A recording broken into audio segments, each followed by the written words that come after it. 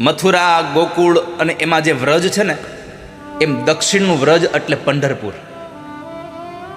ભગવાનના નામનો કેટલો મહિમા છે એની કથા તમને સત્ય ઘટનાનો પ્રસંગ કહું.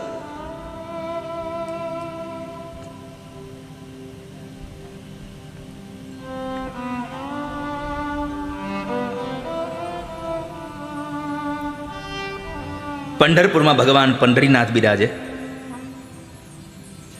અને એ પંઢરપુરમાં એ દક્ષિણનું વ્રજ કહેવાય. એ વ્રજમાં